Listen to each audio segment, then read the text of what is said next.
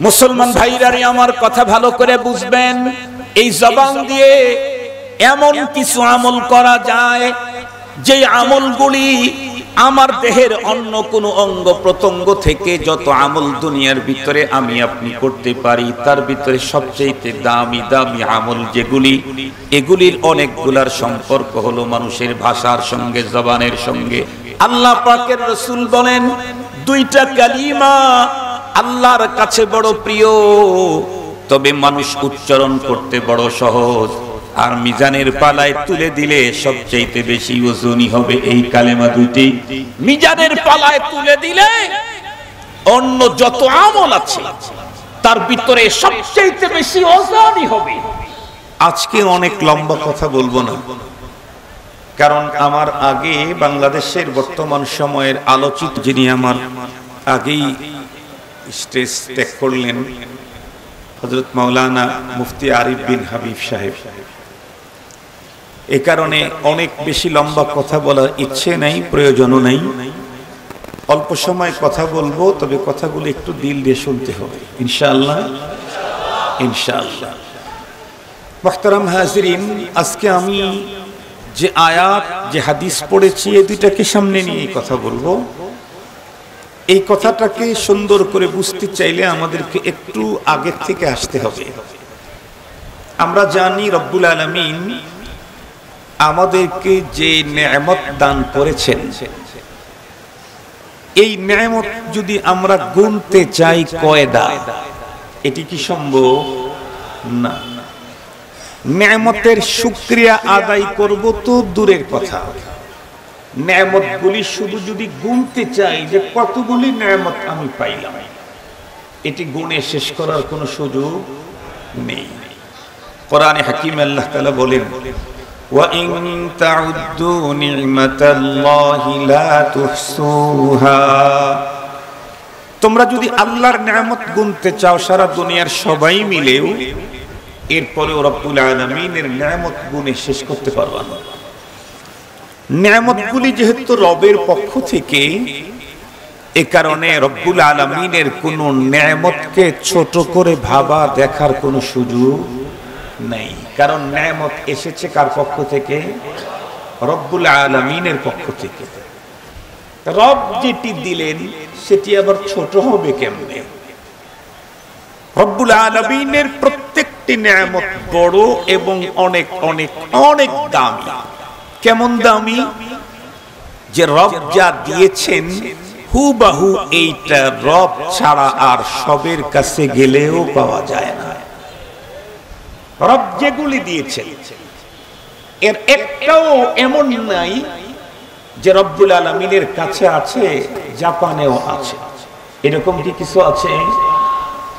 একটা এমন নাই যে রব যেটা দিয়েছেন এটা রবের গোডাউনে তো আছে, এটা চায়নার গোডাউনেও আছে, এরকম কি আছে?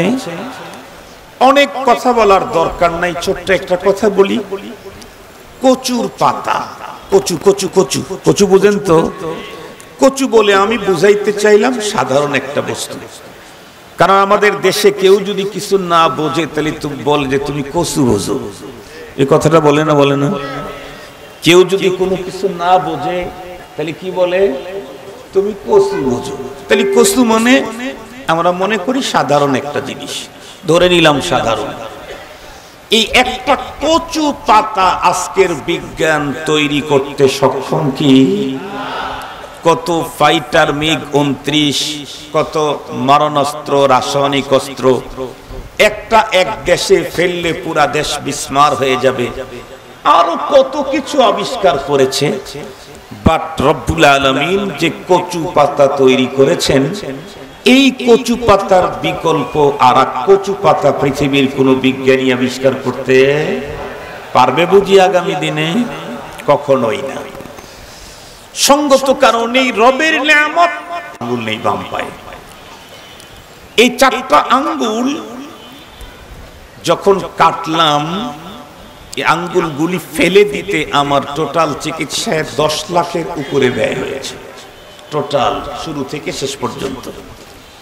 তো চিন্তা করলাম একদিন আল্লাহর দেওয়া আঙ্গুল কেটে ফেলে দিতেই 10 লক্ষ টাকা লাগলো।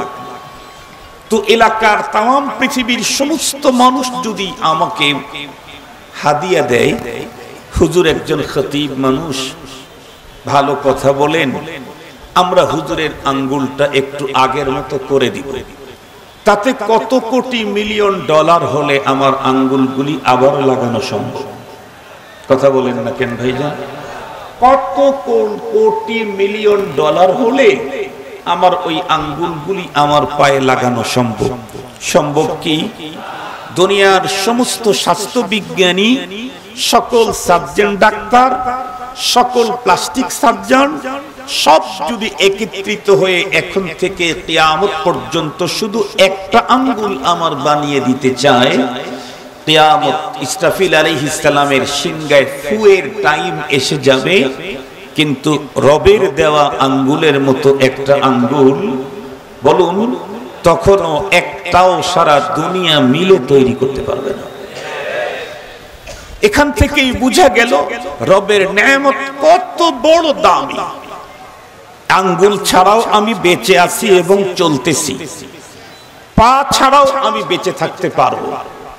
তাহলে এমনও কিছু পার্টস আমার শরীরে আছে যেগুলি ছাড়া আমি বাঁচার কোনো কায়দাই নেই, যেমন হার্ট।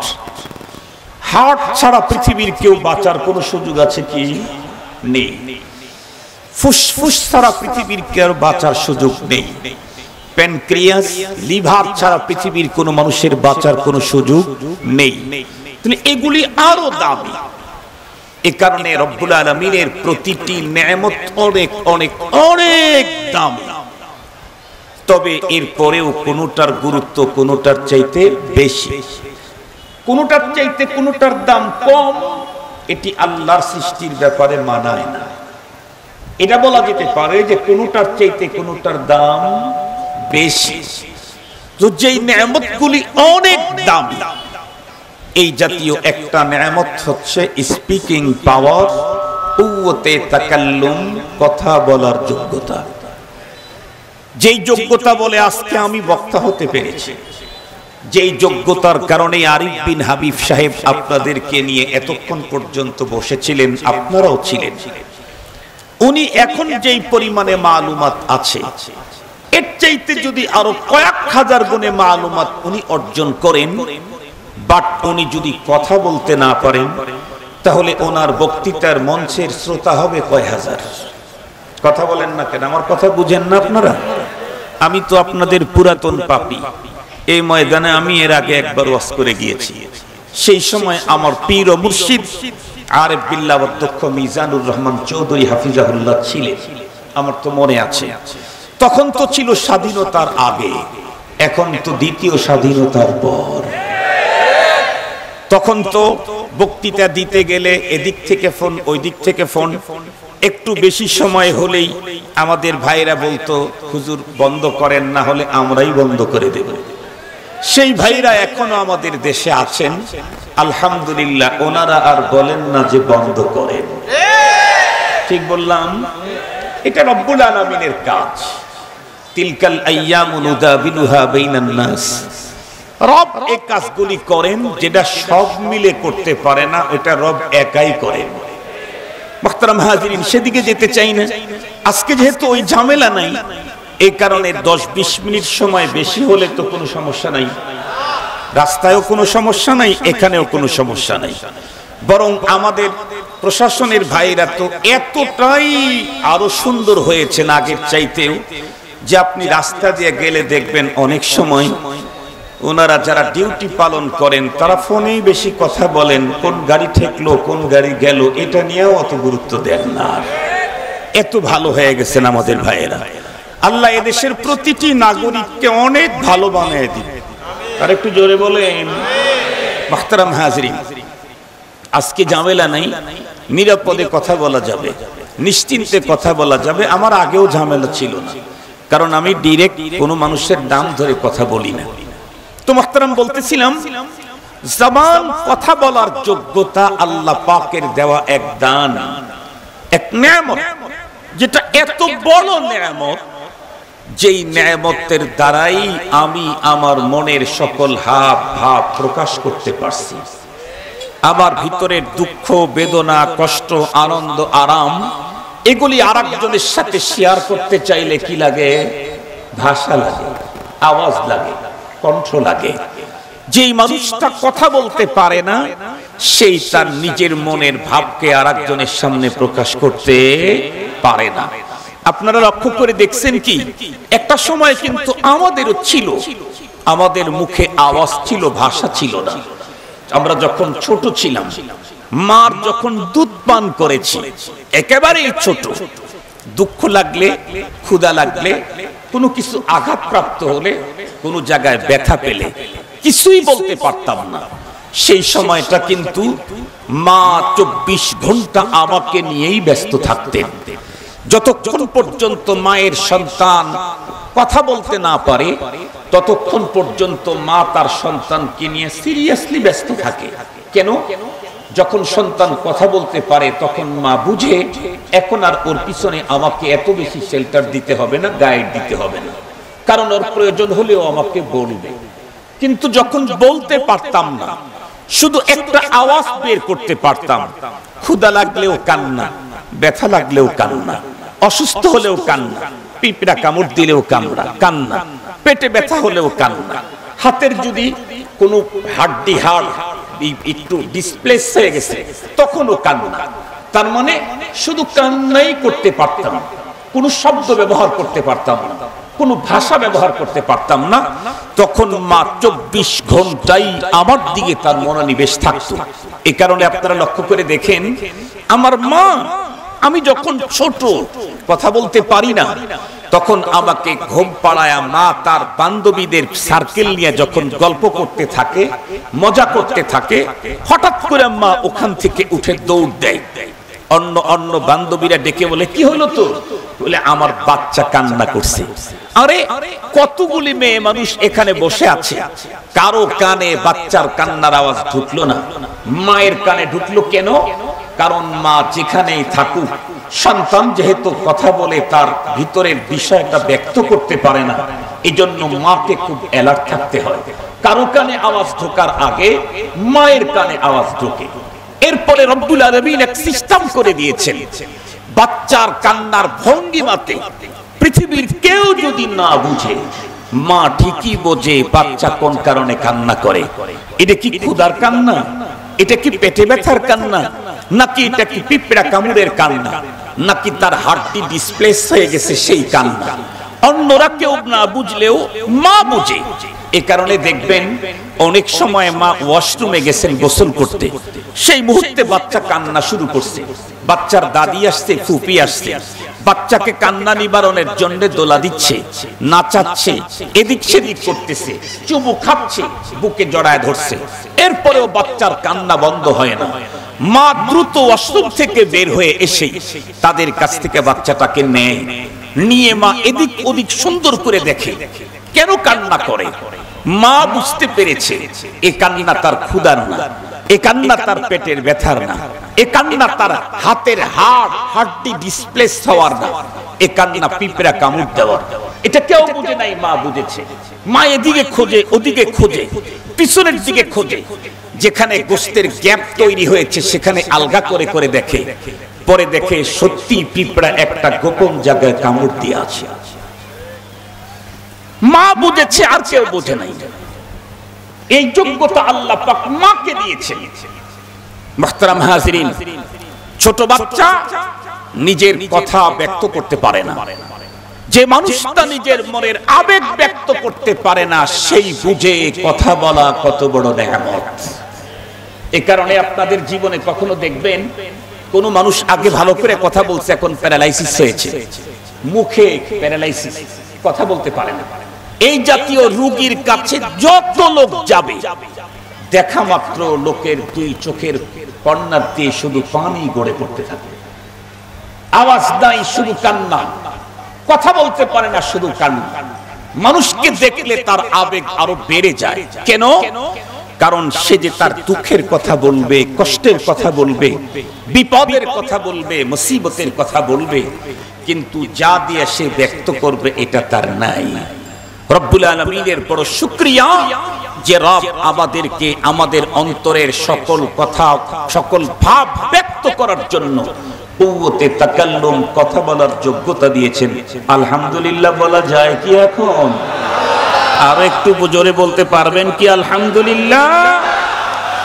তাহলে রব্বুল আলামিনের যত নেয়ামত আমি পেয়েছি তার মধ্যে একটা উন্নত মানের নেয়ামত হলো কথা বলার যোগ্যতা। মুসলমান ভাইরা আমার কথা ভালো করে বুঝবেন, কথা বলার যোগ্যতা স্পেশালি একটা আল্লাহ পাক রব্বুল আলামিনের বড় নেয়ামত। সঙ্গে সঙ্গে আরো একটু গভীরভাবে যদি আমরা দৃষ্টি করি, নজর করি, তাহলে দেখব এই বড় নেয়ামতটি আল্লাহ পাক আরো বড় বড় বড় বড় অর্জনের তৌফিক আমাদেরকে দিয়েছেন। খুব ভালো করে বুঝবেন, এই জবান দিয়ে এমন কিছু আমল করা যায় যে আমলগুলি আমার দেহের অন্য কোনো অঙ্গ প্রত্যঙ্গ থেকে যত আমল দুনিয়ার ভিতরে আমি আপনি করতে পারি তার ভিতরে সবচেয়ে দামি দামি আমল যেগুলি, এগুলির অনেকগুলার সম্পর্ক হলো মানুষের ভাষার সঙ্গে, জবানের সঙ্গে। যেমন বুখারী শরীফের সর্বশেষ হাদিসের ভিতরে আল্লাহ পাকের রাসূল বলেন, দুইটা কালিমা আল্লাহর কাছে বড় প্রিয়, তবে মানুষ উচ্চারণ করতে বড় সহজ, আর মিজানের পালায় তুলে দিলে সবচেয়ে বেশি ওজনই হবে এই কালেমা দুটি, সুবহানাল্লাহি ওয়া বিহামদিহি সুবহানাল্লাহিল আযীম।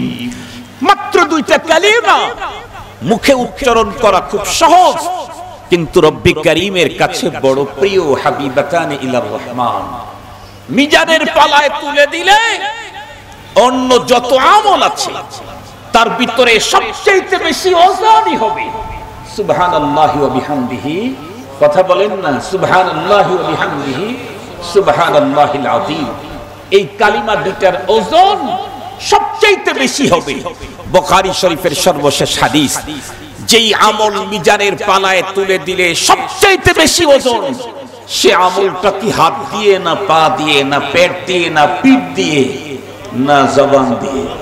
আর একটু জোরে বলেন।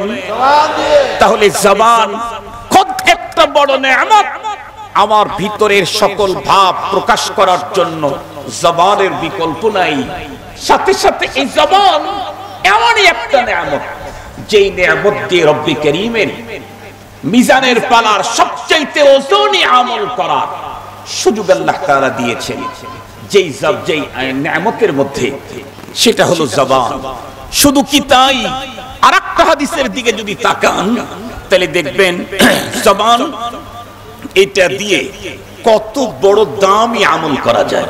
বিশ্বনবীজি বলেন, আফজালুজ যিকির লা ইলাহা, আফজালুজ যিকির বলেন লা ইলাহা ইল্লাল্লাহ। যত জিকির মানুষ করতে পারে এর মধ্যে সর্বশ্রেষ্ঠ জিকির হলো লা ইলাহা ইল্লাল্লাহ। বলুন তো দেখি, এ লা ইলাহা ইল্লাল্লাহর এ আমল হাত দিয়ে হবে, মাথা দিয়ে হবে, পেট দিয়ে হবে, পিঠ দিয়ে হবে, পা দিয়ে হবে, টাকা দিয়ে হবে? কথা বলেন না কেন? টাকা দিয়ে হবে, পয়সা দিয়ে হবে, কি দিয়ে হবে? জবান দিয়ে হবে। তাহলে এইরকম দামি আর একটা আমল, এটাও জবান দিয়ে করা যায়। 3 নাম্বার হাদিসে পাকে নবী আলাইহিস সালাম বলেন, আফজালুল ইবাদাতি তিলাওয়াতুল কোরআন। সর্বশ্রেষ্ঠ ইবাদত, নফল যত ইবাদত দুনিয়াতে আছে, মক্কায় করেন, মদিনায় করেন, রাতে করেন, দিনে করেন, একা একা করেন, লোকালয়ে করেন, যত ইবাদত আপনি করতে পারেন, দুপুর রাত্রে করেন, গভীর রাত্রে পড়েন, সমস্ত নফল ইবাদতের ভিতরে সবচেয়ে দামি ইবাদত যেটা, সেটা হলো কোরআনে পাকের তিলাওয়াত। বলুন তো দেখি, এই আমলটা করার জন্য কি লাগে? আর একটু জোরে বলেন, কি লাগে? জবান। তাহলে জবান খুব একটা বড় নেয়ামত। এরপরে এইটা দিয়া পৃথিবীর অনেক বড় বড় দামি দামি ইবাদত আঞ্জাম দেওয়া যায় এই জবান দিয়ে। তাহলে জবান কত বড় দামি। মুসলমান ভাইরা আমার কথা ভালো করে বুঝবেন, যেই জবান খুব একটা বড় নেয়ামত। একজন মানুষ তার অন্তরের সকল ভাব, সকল বন্ধুরা আমার কথা সকল বিষয়গুলি আর একজনের সঙ্গে শেয়ার করতে চাইলে জবান আর ভাষা ছাড়া হয় না। সঙ্গে সঙ্গে এই জবান দিয়ে যে ইবাদতগুলি করা যায় তার ভিতরে একটা ইবাদত এমন আছে, সমস্ত ইবাদত জানের পালায় উঠায় দিলে ওর সমান ওজনই হয় না, সেটাও জবান দিয়ে। সবচাইতে শ্রেষ্ঠতম জিকির, এই শ্রেষ্ঠ জিকিরটাও বন্ধুরা আমার জবানের কাজ। এরপরে শ্রেষ্ঠ ইবাদত তেলাওয়াতে কোরআন, এটাও জবানের কাজ। তাহলে জবান এমনই একটা আল্লাহর নেয়ামত, যেই নেয়ামতটা খোদ নিজে দামি, তার দ্বারাই আরো দামি নেয়ামত অর্জন করা যায়, দামি দামি ইবাদত করা যায়। কিন্তু মনে রাখতে হবে, যেই জিনিস যত বেশি দামি হয় এই জিনিসটা যদি নষ্ট হয় তত বেশি খারাপ হয়ে যায়। এই জন্যই আল্লাহ পাকের পয়গম্বর স্পষ্ট হাদিসের ভিতরে বলেছেন, মাইয়াদমানলি মা বাইনা লাহইহি ওয়া মা বাইনা রিজলাইহি আদমান লাহুল জান্নাহ। এই পৃথিবীর যেই মানুষগুলি আমাকে তার দেহের দুইটা অঙ্গ সম্পর্কে জামানত দেবে, আমি রহমতে আলম সাল্লাল্লাহু আলাইহি ওয়াসাল্লাম তাকে পরপারে আল্লাহ পাকের জান্নাত দেওয়ার জন্য জামিন হয়ে যাব। মুসলমান ভাইরা আমার খুব ভালো করে বুঝবেন, যেহেতু জবান এর দ্বারা পৃথিবীর উন্নত উন্নত আমলের সুযোগ আছে, সঙ্গত কারণেই আমি আল্লাহ প্রদত্ত এই জবানটাকে কখনোই বন্ধুরা আমার অপাত্রে ব্যবহার করব না। শুধুমাত্র কেবলমাত্র ওই কাজেই ব্যবহার করব যেই কাজে ব্যবহার করলে রব্বুল আলামিনের কাছে আমি হাজার নিয়ামত প্রাপ্ত হতে পারি। কোরআনে হাকিমে আল্লাহ পাক বলেন, লা ইন শাকারতুম লা আযীদান্নাকুম ওয়া লা ইন কাফারতুম ইন্না আযাবী লাশাদীদ। তোমরা যদি আমার নিয়ামত প্রাপ্তির পরে শুকরিয়া আদায় করো তাহলে তোমাদের নিয়ামত আরো বাড়িয়ে দেব, আর যদি কুফরি করো তাহলে মনে রেখো আমার আযাব বড় ভয়ঙ্কর।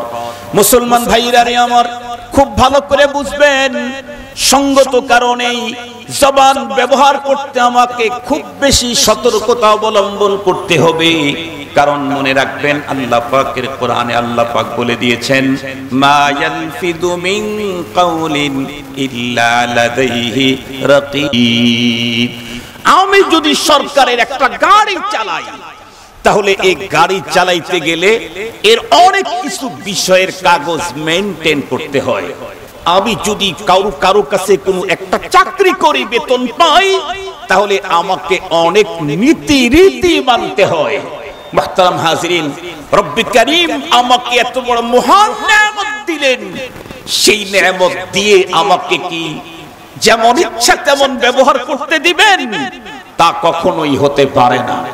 রব্বি কারীম নিয়ামত দিয়েছেন, কোরআনে বলেছেন, সুম্মা লাতুসআলুন্না ইয়াওমা ইদিন আনিন নাঈম।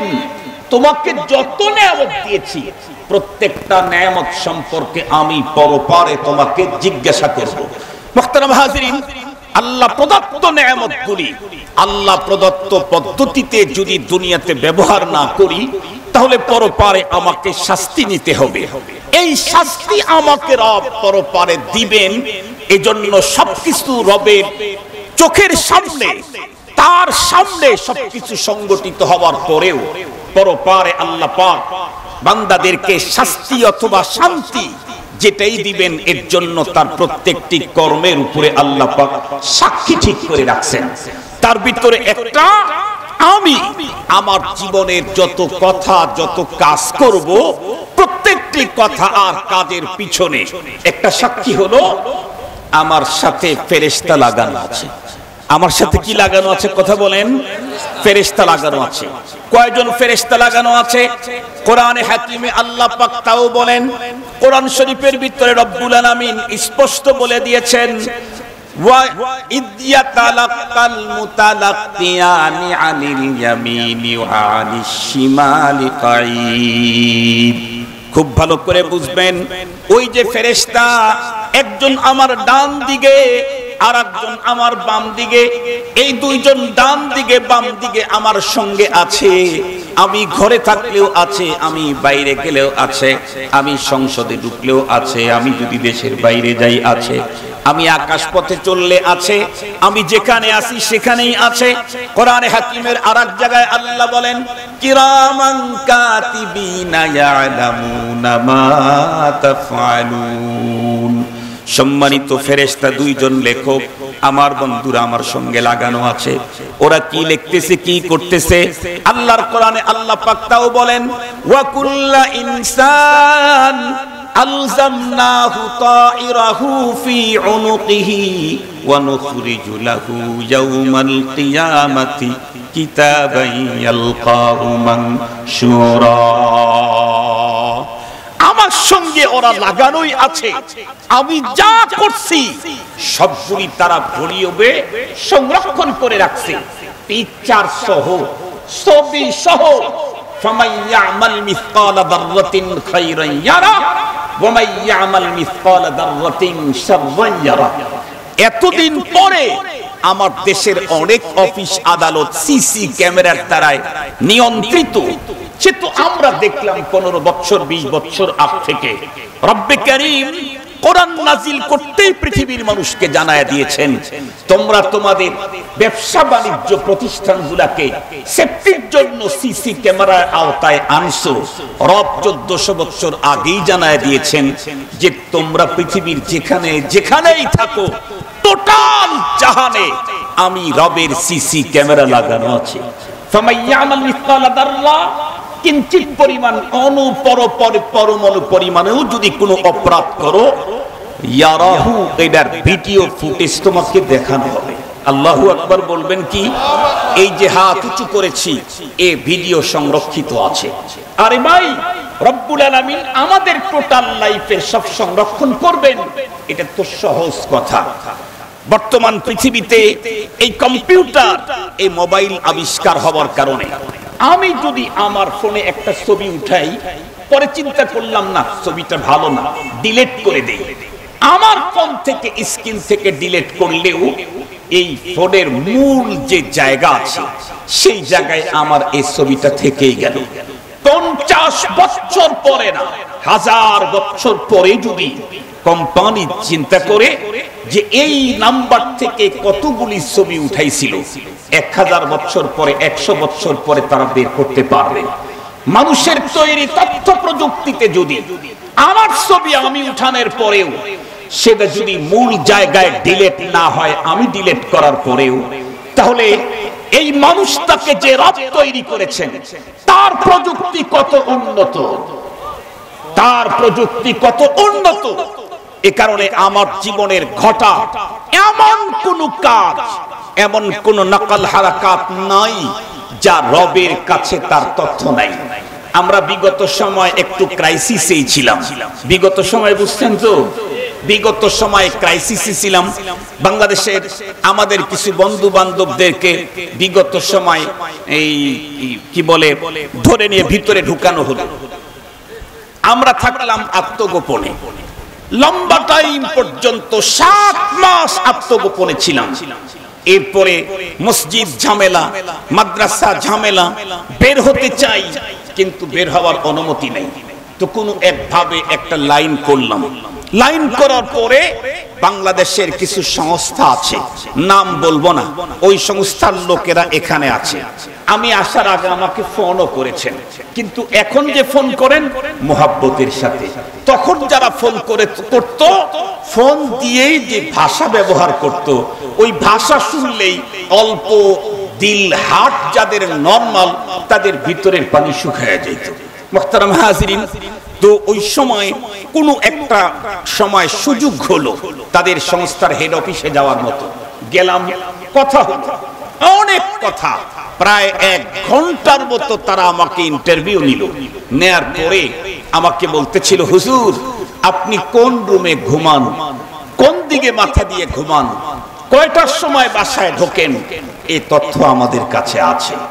আমি একটু আশ্চর্যই হলাম, আমি কোথায় ঘুমাই, আমার বেডশিটটা কোন কালারে, আমি কোন দিকে মাথা দিয়ে ঘুমাই, এই খবর যদি এদেশের গোয়েন্দার কাছে থাকে, তাহলে আসমান জমিনের মালিকের গোয়েন্দার কত শক্তিশালী। কথা বলবেন কি, কথা বলবেন কি একটু? আসমান জমিনের মালিক যিনি, তার গোয়েন্দা আরো কত শক্তিশালী। আমরা তো জানি আমাদের খোঁজ খবর নেওয়ার মতো সরকারের এক প্রকারের গোয়েন্দা আছে, আবার সেই গোয়েন্দারা কি করে তাদের খোঁজ নেওয়ার জন্য আর এক প্রকারের গোয়েন্দা আছে, আছে না নাই? খোঁজ সরকারের যদি গোয়েন্দাকে খোঁজ খবর নেওয়ার জন্য যদি গোয়েন্দা থাকে, তাহলে আসমান জমিনের মালিক যিনি, এই পৃথিবীর সকল রাজাদি রাজ নেতা নেত্রী যত সংস্থা আছে, সকল সংস্থার লোকদের কার্যক্রমকে অবজারভেশন করার জন্য, খোঁজ খাস নেওয়ার জন্য রবের গোয়েন্দা আছে না নাই? আরো জোরে বলেন, আছে না নাই? এমন গোয়েন্দা, যেই গোয়েন্দাকে আপনি কখনো এক সেকেন্ডের জন্য সরাইতে নড়াইতে পারবেন না।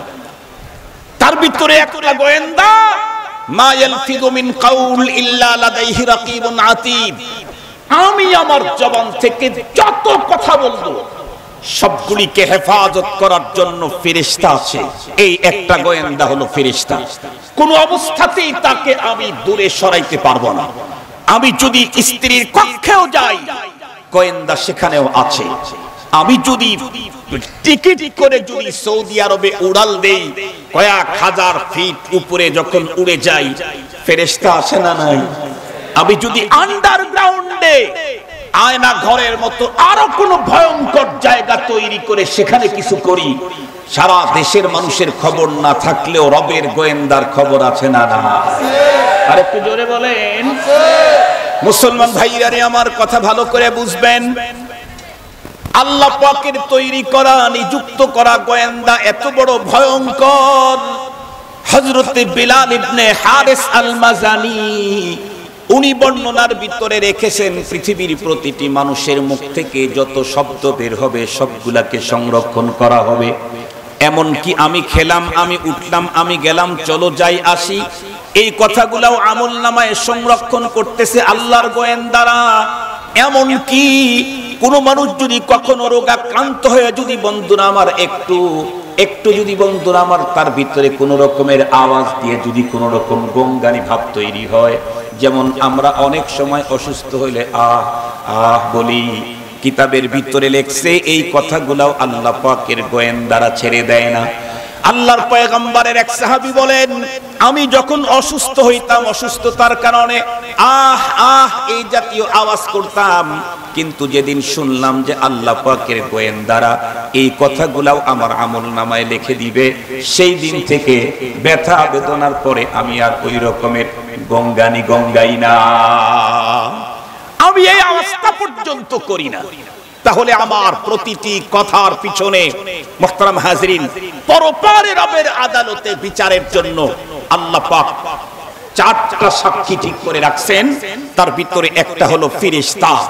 সুতরাং এমন কোন কথা বলা যাবে না যেই কথার দ্বারায় আমি আল্লাহর আদালতের আসামিতে কাঠগড়ায় দাঁড়াতে হয়। এমন কথা আমাকে বলা যাবে না আমার কথার দ্বারায় আমি অপমানিত হই, আমার কথার দ্বারায় আমার মান চলে যায়, আমার কথার দ্বারায় আমি আল্লাহর আদালতের আসামি হই। মনে রাখতে হবে, জিহ্বা ছোট্ট একটা অঙ্গ, কিন্তু এর অপরাধ বড় ভয়ঙ্কর। নবীজি বলেন, লিসান জিরমুহু সাগীর জুরমুহু কাবীর। জিহ্বা হাতের মতো এত বড় না, মাথার মতো এত বড় না, পায়ের মতো এত বড় না, ছোট্ট একটা অঙ্গ মুখের ভিতরে থাকে, কিন্তু এর অপরাধ কত বড় ভয়ঙ্কর।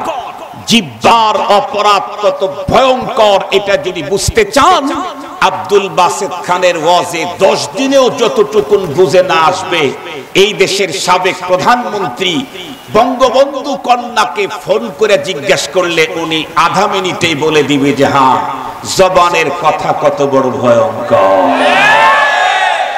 15-16 বছর পর্যন্ত বিডিআর ট্র্যাজেডি থেকে শুরু করে, শাপলা চত্বরের ঘটনা থেকে শুরু করে আরো কত কিছু হলো, এদেশের হাজার হাজার কোটি টাকা দেশের বাইরে চলে গেল, কত জুলুম হলো, নির্যাতন হলো, কত গুম হলো, খুন হলো। এরপরেও বিগত সরকার এবং সরকার প্রধানের কিছু হলো না। কিন্তু চলতে চলতে হঠাৎ করে তার মুখ থেকে বের হয়ে গেল, চাকরি কি অমুকদেরকে দেব না অমুকের বাচ্চাদেরকে দেব? মনে পড়ে কি আপনাদের? একটা শব্দেই তার সব শেষ হয়ে গেল। মুখ থেকে যখন শব্দটা বের হয়ে গেল, সব শেষ হয়ে গেল। মুহতারাম হাজিরিন, মুখের কথা কত বড় ভয়ঙ্কর! হাতের অপরাধের চাইতে মুখের অপরাধ ভয়ঙ্কর, পায়ের অপরাধের চাইতে মুখের অপরাধ ভয়ঙ্কর, অন্য অঙ্গ প্রত্যঙ্গের অপরাধের চাইতে মুখের কথার অপরাধ ভয়ঙ্কর। আমরা কওমি মাদ্রাসার হুজুরেরা ছোট্টবেলায় আমরা যখন পড়েছি একটা আরবি কবিতা পড়েছিলাম, জারাহাতুস সিনানি লাহালতিয়ামু ওয়ালা ইয়ালতামু মা জারাহাল লিসানু। কেউ যদি কাউকে আঘাত করে হাত কেটে দেয়, তাহলে নির্ধারিত সময়ের ভিতরে হাতটা নিয়ে গেলে বর্তমান উন্নত চিকিৎসায় হাত জোড়া লাগে, হাত জোড়া লাগে। আর যদি জোড়া লাগার কাজটা কোনো প্লাস্টিক সার্জনকে দিয়ে করে, তাহলে কোন জায়গায় কেটেছিল 1-1.5 বছর পরে এটা বোঝারই কোনো কায়দা নাই। প্লাস্টিক সার্জনকে দিয়ে যদি এ কাজ করে, তাহলে তরবারির আঘাত 2 বছর 3 বছর পর এক সময় মিশে যায়, চিহ্ন হারিয়ে যায়। কিন্তু কথার আঘাত এত ভয়ঙ্কর, আমরা গ্রামগঞ্জের অশিক্ষিত মানুষদেরকেও বলতে শুনেছি, তুমি এমন একটা কথা বললা, মরণের পরে আমার হাড্ডিটাও মনে রাখবে। ঠিক বললাম না? ঠিক বললাম? কথা বড় ভয়ঙ্কর। এই জাতীয় একটা কথা এক সময় বলেছিল আমাদের পার্শ্ববর্তী টাঙ্গাইলের এক মন্ত্রী, তাও এদেশে বলে নাই। 7 সমুদ্র 13 নদীর পর বিগত সময়ের প্রধানমন্ত্রী বলতেন 17-18 ঘন্টা প্লেনে সফর করে অত দূরে যাওয়া দরকার নাই। যেই দেশে যাওয়া দরকারই নাই, সেই দেশে যায় এক বক্তব্যের ভিতরে এক কথা বলেছিল, হজ দিয়ে কটূক্তি করেছিল। তার কারণে তার পদ গেল, এমপিত্ব গেল, মন্ত্রিত্ব গেল, দলীয় পদ পর্যন্ত হারালো। আর 24 সালের 36শে জুলাই, মাত্র কয়েকদিন আগে, এত বড় পাওয়ারফুল নেত্রী, যার ব্যাপারে তার দলের লোকেরা বলতো 41 সাল, এখন অন্য লোকেরাও বলতেছিল ও যতদিন বেঁচে থাকবে ততদিন আর সরানো সম্ভব হবে না। কিন্তু একটা মাত্র শব্দের কারণে এমন ভাবে সরে গেল, 1 ঘন্টাও পাইল না, মাত্র 45 মিনিট। খুব ভালো করে বুঝবেন, আমি কিন্তু বিগত সরকারের স্বৈরাচারী কার্যকলাপ এগুলি বলে তাদের বর্তমান সময়ের দুঃখ দুর্দশার কথাগুলি আপনাদের খেদমতে পেশ করে আপনাদেরকে তৃপ্তি দিতে আমি চাই না। আমিও তাদের এই দুঃখ দুর্দশার কথা বলে বলে তৃপ্তি নিতে চাই না, বাট আমি তাদের ওইখান থেকে সবক নিতে চাই। আমি তাদের ওই জায়গা থেকে সবক নিতে চাই। মনে রাখতে হবে, মনে রাখতে হবে, 36শে জুলাই বাংলাদেশের প্রতিটি মানুষকে এক বিশাল সবক দিয়ে গেছে। কেউ কোনোদিন আল্লাহর জমিনে ভাব আর দাম্ভিকতা দেখাইবা না, কেউ কখনো দম্ভ দেখাইবা না। রব্বুল আলামিনের স্পেশাল নিয়ম, সুন্নাতুল্লাহ লান তাজিদ আলি সুন্নাতিল্লাহি তাহওয়িলা। এই পৃথিবীতে যে কেউ দম্ভ দেখাইছে, রব তাকে তত ছোট জিনিস দিয়ে শেষ করে দিয়েছে, বুঝতেই পারে নাই। মুহতারাম হাজিরিন, কেন?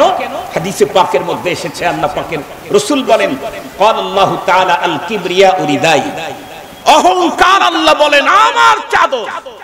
এই পৃথিবীর কারো জন্য অহমিকা মানায় না, অহংকার করব শুধু আমি একা। সে কে?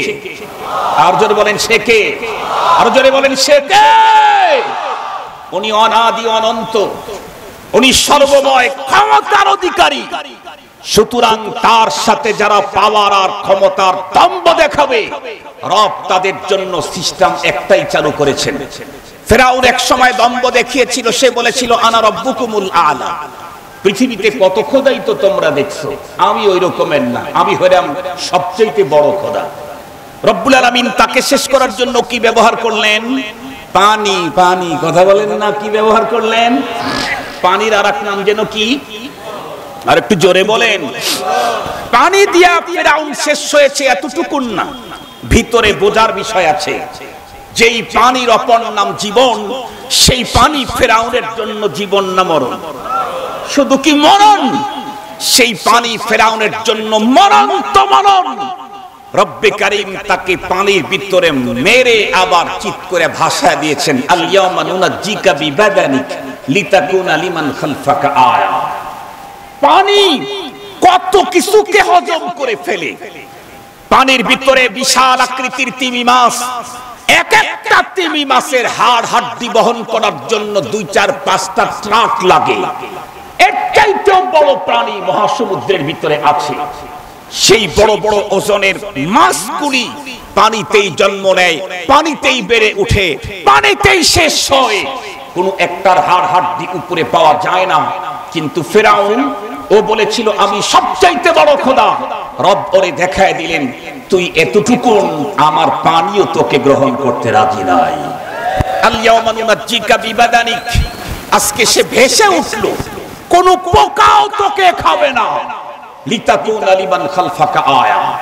এরপরে আবার দম্ভ দেখাইলো কে? নমরুদ। সে কি করলো? আল্লাহ যারে খলিল ঘোষণা করলেন তারে আগুনে পোড়া দিতে চায়। বলেন তো দেখি, হাস্যকর কথা না? আর একটু জোরে বলো, আল্লাহ যারে খলিল বানাইছেন তারেও পোড়া দিবে। বলুন তো দেখি, রব্বে কারীম তার দম্ভ শেষ করার জন্য কি মিসাইল সেট করেছিলেন? কি দিয়েছেন? আর একটু জোরে বলেন। যে মশাটাও পাঠাইলেন, এটা সুস্থ মশা না প্রতিবন্ধী?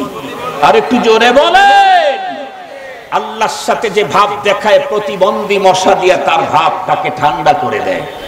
এরপরে আবার পরবর্তীতে এসে আরো একজন দম্ভ দেখাইলো। অনেক লম্বা ইতিহাস। তার মধ্যে একজন আবু জাহাল, সে সিরিয়াস দম্ভ দেখায়, অন্যভাবে চলে, নবীর সাথে ভিন্ন রকমের কথা বলে। রব্বুল আলামিন তাকে শেষ করার জন্য আবু বকর সিদ্দিকের মতো পালোয়ান দিয়েছেন, হযরত ওমরে ফারুকের মতো বড় মানুষ পাঠিয়েছেন। কাদেরকে পাঠালেন? শিশুদেরকে পাঠালেন, বালককে পাঠিয়ে দিলেন। বালক দিয়েই তার জীবনকে শেষ করে ফেললেন। 2024-এও দম্ভ দেখিয়েছিল এক প্রকারের মানুষ। আল্লাহ পাক তাদের দম্ভকে শেষ করার জন্য বাবাদেরকে পাঠায় নাই, স্কুল থেকে ছেলেদেরকে পাঠায় দিয়েছে। আপনারা গেছেন না ছেলেরা গেছে? আমরা গেছি না আমাদের পোলায় গেছে? আর একটু জোরে বলেন। ছেলেরা গেছে। ছেলেরা কি দেখলাম বিগত সময়, আল্লাহ এতদিন পর্যন্ত গাজার ছোট্ট শিশুদের ঈমান দীপ্ত পাওয়ার দেখে আশ্চর্যান্বিত হয়েছি। ছোট্ট ছোট্ট শিশুরা ইসরায়েলি হানাদার সশস্ত্র সৈন্যদের সামনে বুক টান করে যেইভাবে প্রতিবাদ করেছে, বাংলাদেশেও সেম প্রায় এই রকমের ইতিহাস আমরা দেখতে পেয়েছি। ছোট্ট ছোট্ট ছেলেরা প্রশাসনের সামনে বুক টান করে দিয়েছে, গুলি চালাও। কত বড় সাহস, কত বড় কলিজা! এদেশের মেয়েরা পর্যন্ত তখন রাস্তায় বেরিয়েছিল। কি বলেছে? একটা মারবা 10টা আসবো, 10টা মারবা 100টা আসবো, 100টা মারবা 1000টা আসবো। মুহতারাম হাজিরিন, এই কারিশমা, এই কারিগরি সবকিছু মাস্টার মাইন্ডে মূল কে? আর একটু জোরে বলেন কে? এখান থেকে আমাদেরকে সবক নিতে হবে। বিগত সরকারের স্বৈরাচারী আচরণ, জুলুম, খুন, নির্যাতন, মানুষ হত্যা, উলামায়ে কেরামের উপরে অবিচার, এই জাতীয় কারণে তাদেরকে হটাবার জন্য যেমন বাবা ব্যবহার করে নাই, ছেলেরাই যথেষ্ট। নতুন করে কোন স্বৈরাচারী চেহারা যদি কেউ এদেশে দেখান, আপনিও রেডি থাকেন। আপনাকে সরাবার জন্য আল্লাহ ছেলেও পাঠাবে না, নাতি পাঠিয়ে দিবে না। এখান থেকে সবক নেন, সবক। শুধু তাদের দুঃখ দুর্দশার কথা বলে বলে মজা নিলে হবে না। ফাতাবিরু ইয়া উলিল আবসার। মুসলমান ভাইরা রে আমার, খুব ভালো করে বুঝবেন, আমাদের প্রত্যেককেই সবক নিতে হবে।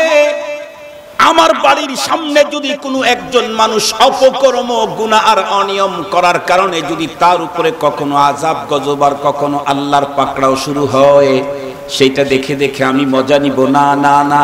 ফাতাবিলু ইয়া উলিল আবসার, তুমি ওখান থেকে নসিহত অর্জন করো, কারণ তুমি জানি কখনো এই জাতীয় দুর্নীতি করো না, তুমি যেন অনিয়ম করো না। তাহলে আমরা কি বুঝতেছিলাম?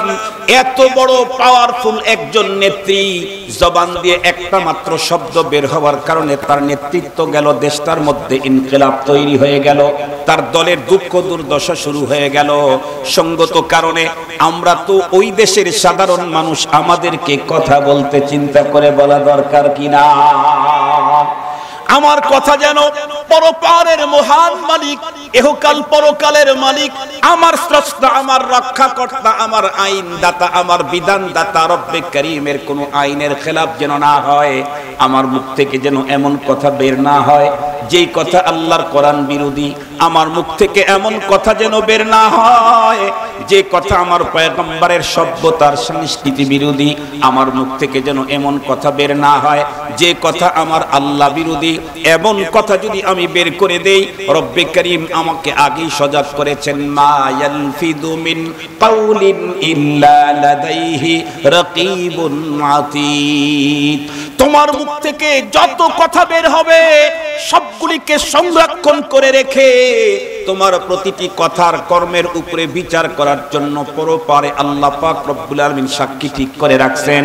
আমার জীবনের প্রতিটি কথা, প্রতিটি কাজ লেখা আছে। কোরআন শরীফের ভিতরে আসছে, ওয়াউদিআল কিতাবু ফাতারাল মুজরিমিনা মুশফিকিনা মিম্মা ফি ওয়া ইয়াকুলুনা ইয়া ওয়াইলাতানা মা লিহাদাল কিতাব লা ইউগাদিরু সাগীরাতান ওয়ালা কাবীরাতান ইল্লা আহসাহা। খুব ভালো করে বুঝবেন, আল্লাহ পাক রব্বুল আলামিন কোরআনে হাকিমের ভিতরে বলেন, আমাদের আমলনামা, বিশেষ করে অপরাধী যারা, তাদের আমলনামা যখন রব্বে কারীম যখন কোনো কাজ হবে না, বন্ধুরা আমার, আমাকে দুনিয়া থেকেই পরপারের জন্য কমপ্লিট ব্যবস্থাপত্র নিয়ে যেতে হবে। আল্লাহ পাকের পয়গম্বর আমাদেরকে স্পষ্ট বলে দিলেন, মাইয়াদমানলি মা বাইনা লাহিয়াই ওয়া মা বাইনা রিজলাইহি আদমান লাহুল জান্নাহ। আমি বিশ্বনবী তোমাদেরকে জামানত দিচ্ছি, তুমি তোমার বডির দুইটা অঙ্গকে হেফাজতের জামিন যদি হও, আমি তোমাকে আল্লাহর জান্নাতে নিয়ে যাওয়ার জামানতদার হয়ে গেলাম। তার মধ্যে একটা হলো মা বাইনা লাহিয়াই, জবান কন্ট্রোল। আজকে তো আমাদের জবানের দ্বারায় সিরিয়াস গুনাহ হচ্ছে, জাতি ক্ষতিগ্রস্ত হচ্ছে, আমি ক্ষতিগ্রস্ত হচ্ছি। জবান জবান মিথ্যা, গীবত, পরনিন্দা, আরো কত কিছু। জবানকে শুধু শুধুই আমরা পরপারের আল্লাহর আদালতে নিজেকে আসামিরকে দাঁড় করাবার কাজে ব্যবহার করছি। অথচ এই জবান দিয়ে সবচাইতে বেশি ওজনে আমল করার অপশন আল্লাহ আমাকে দিয়েছেন। মিজানের পাল্লায় সবচাইতে বেশি ওজন হবে। এই জবান দিয়ে সবচাইতে উন্নত জিকিরের ব্যবস্থা আমাকে করে দিয়েছেন। তুমি জবানে যদি কথাই বলতে হয় লা ইলাহা ইল্লাল্লাহ বলো, জবানে যদি আওয়াজ করতে হয় সুবহানাল্লাহি ওয়া বিহামদিহি সুবহানাল্লাহিল আযীম বলো। আরো কি দিয়েছেন? আফজালুল ইবাদাতি তিলাওয়াতুল কোরআন। কিছু যদি না বললে ভালোই না লাগে তো সূরা ফাতিহা বলতে থাকো, সূরা নাস পড়তে থাকো, সূরা ফালাক পড়তে থাকো। শুয়ে আছো, পড়তে থাকো। তুমি ঘুমের ঘরে গিয়েও যদি নাস ফালাক পড়ো, ফজর পর্যন্ত তোমাকে সেফটি দেওয়ার জন্য ফেরেশতা আসমানের মালিকের পক্ষ থেকে নিয়োগ করা হবে। আল্লাহ পাক আমাদের সকলকে জবান হেফাজতের তৌফিক দান করুন। আর একটু জোরে বলেন এমন কথা বলবো না যে কথার কারণে আমি নিজেই লজ্জিত হই। এমন কথা বলবো না যে কথার কারণে আমাকে দুঃখ দুর্দশার মুখোমুখি হতে হয়। এমন কথা বলবো না যে কথার কারণে আল্লাহর আদালতে আমাকে আসামির কাঠগড়ায় দাঁড়াতে হয়। আল্লাহ আমাদের সকলে জবানের ইসলাহ করে দিক, জবানকে সঠিক কাজে সঠিক জায়গায় ব্যবহার করার তৌফিক দান করুক। অন্যায়, অশ্লীল, অশুভ, কুবহ, খারাপ, ফাহেশা এগুলি কথা থেকে আল্লাহ পাক আমাদেরকে পুরা মুসলিম উম্মাহকে হেফাজত করুক। ওয়া আখিরু দাওয়ানা আনিল হামদুলিল্লাহি রাব্বিল আলামিন। আসসালামু আলাইকুম ওয়া রাহমাতুল্লাহ।